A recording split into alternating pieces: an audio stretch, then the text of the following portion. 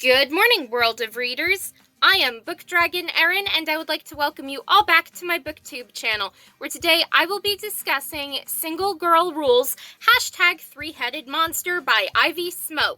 Single Girl Rules is a new adult fiction contemporary romance novel that is a twist between dark in some aspects and also kinkiness, and there is also a lot of comedy happening in these books, and I am here for every single piece of it, although there is one downside to this entire series, which I will get into later in the video.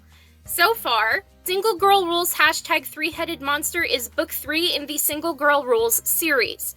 Now, in that series, we have Single Girl Rules #BFF, Single Girl Rules #banana party, Single Girl Rules #3-headed monster, and Single Girl Rules #goddess contest.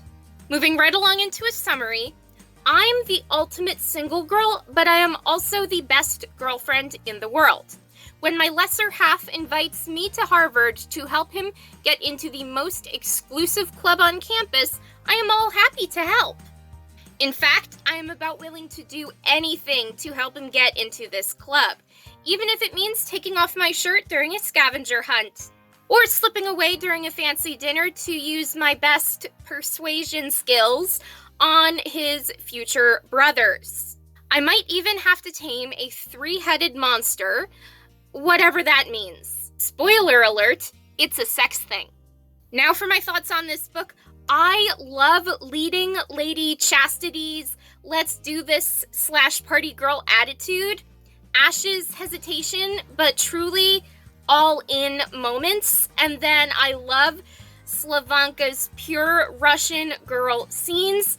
In the last book, my favorite part in that entire book was when she picked up the butter knife and asked if they were going to castrate the strippers.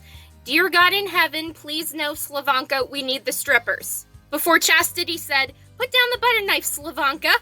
In such a deadpan way, it had me laughing until my sides hurt. I could not read this book without laughing, so this lives up to its rom-com moments of pure hilarity. The football game scene between Chastity and Chad's conversation was so funny. Chad, Chastity's boyfriend turned fiance, but not the one that she marries at the end of the series. I don't want to go to the football game, I want to see the badminton match. And then Chastity says, that's too bad, I really wanted to show off my boobs to the Jumbotron and eat hot dogs suggestively. And then Chad says, we are going to the football game right now. Get in the car right now, Chastity. Do it now. That was so funny. Oh my gosh. Between wild child Chastity, hesitant Ash, and hilarious Russian beauty queen Slavanka, they all have such great chemistry together that I can't just choose one character as a single favorite. However, if I really had to, Slavanka would be my vote. Funny enough, I have a weakness for Russians, especially the tall, dark, and sexy ones, and Slavanka in this series is a Russian exchange student, and since English is a second language to her, she doesn't always understand the full thing that's going on, but that does not deter Chastity from making Slavanka one of her BFFs, which, as one who has had so much trouble making and keeping friends in the past, Chastity's kindness towards Slavanka is so beautiful to me. And where Slavanka is concerned, if I was a fictional character in this series universe, I would want Slavanka as my BFF and partner in crime. And if she was a lesbian or bisexual like me, I would ask her out on a date. And I would definitely learn more Russian for her. The one problem that I actually have with this series is Chastity's hesitancy when it comes to her loyalty to Chad. True, he's only 4 inches in length with no girth whatsoever and doesn't please her, but the idea that she can cheat on him by giving oral to strippers and having trio action with her 2 bodyguards, Teddy Bear and Ghost, that just makes me uncomfortable, and Chastity doesn't seem to have a problem with it. Even though that truly doesn't make sense to me, I still love this series as a whole, and I wonder if I would make the ultimate single girl or the worst single girl in the history of single girls. Before my girlfriend, I was single, but I wasn't the stereotypical party girl type. My idea of a party includes hanging out with my friends at my house with a pizza and a cold drink, and not going to strip clubs or blowing strippers. Still, I never had a friend like dear Chastity, so the potential for being the best single girl out there that has ever graced the land would be a potentiality for me. I don't know if that's a word, but I'm making a word right now, potentiality. I feel like I would be a mix between Ash and Slavanka. I would be hesitant to truly party like Ash, but then I would have my own unleashed party girl ways once I got used to letting go. Now with Slavanka, I wouldn't really know the full story of actually being a party girl, so I think I would let the excitement get the best of me. Castrating strippers, however, wouldn't be on my high list of things to do, like Slavanka almost did. I swear, anytime Slavanka talks in this entire novel, I just imagine a Russian accent, and I think my Russian accent is pretty good, considering that my dad's side of the family is very heavily Russian. Castrate strippers now? Slavanka asked curiously. Put the butter knife down, Slavanka, Chastity said.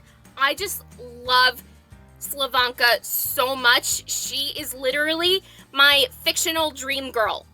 Also, in the long run, I actually could never see Chastity actually marrying Chad.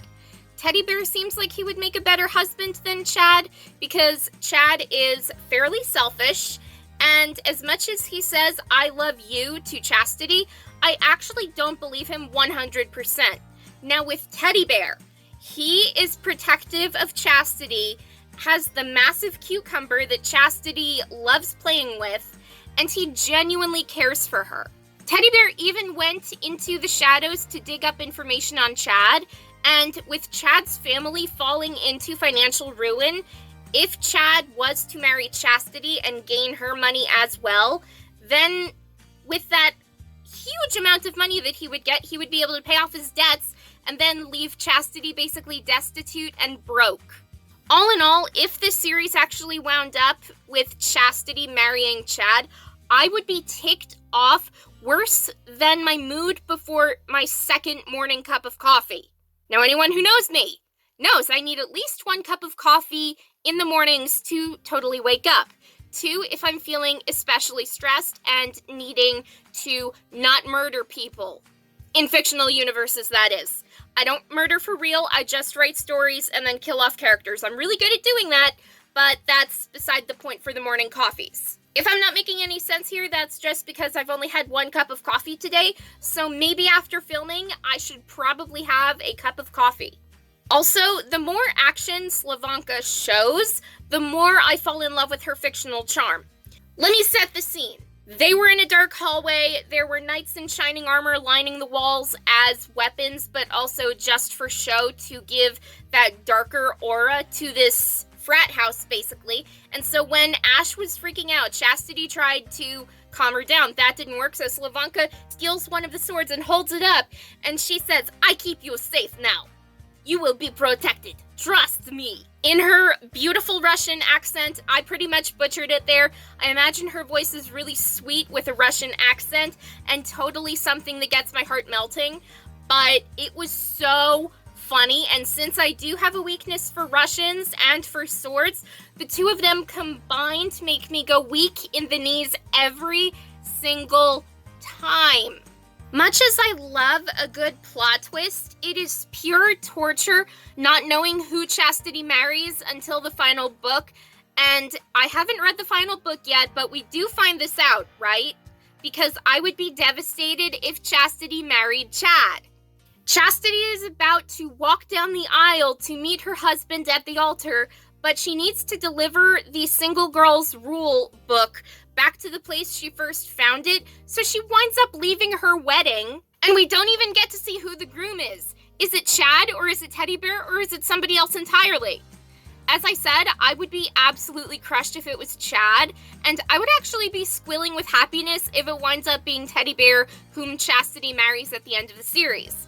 Teddy Bear will know how to satisfy Chastity with his mouth and his length, and Teddy Bear would be pretty cool sharing Chastity with other men as long as her sexual exploits aren't hidden from him. Now, if Ghost wanted to join in, I don't actually see Teddy Bear saying no, since they did all agree to threesome action in the first book.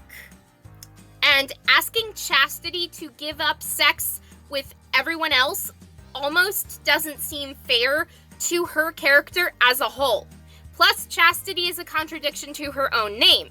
She is such a slut, but owns it with so much confidence that it's astounding that she can have a name that is synonyms with virgin.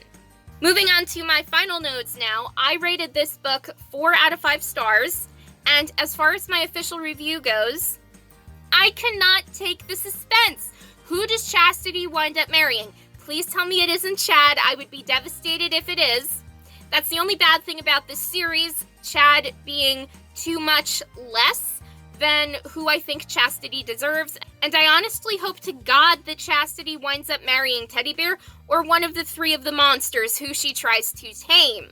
All in all, this book had me laughing until my sides hurt and tears were coming out of my eyes in the most hilarious of ways. Congratulations goes to Ivy Smoak for writing one hell of a smutty rom-com novel. I love this smutty, dirty rom-com series so much, although it is not for everyone, especially the ones who are very critical of too many sex scenes.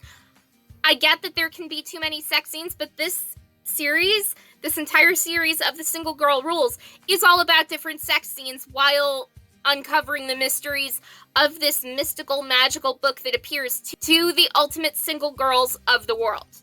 Anyway, that's about it for today, so if you enjoyed this video, hit that like button to show some support, subscribe to my booktube channel to get more videos like this, turn on that notification button to be notified when I upload brand new videos every single Sunday, subscribe to my second channel, Erin Rogoff Official. Keep on reading and have a great rest of the week, everyone.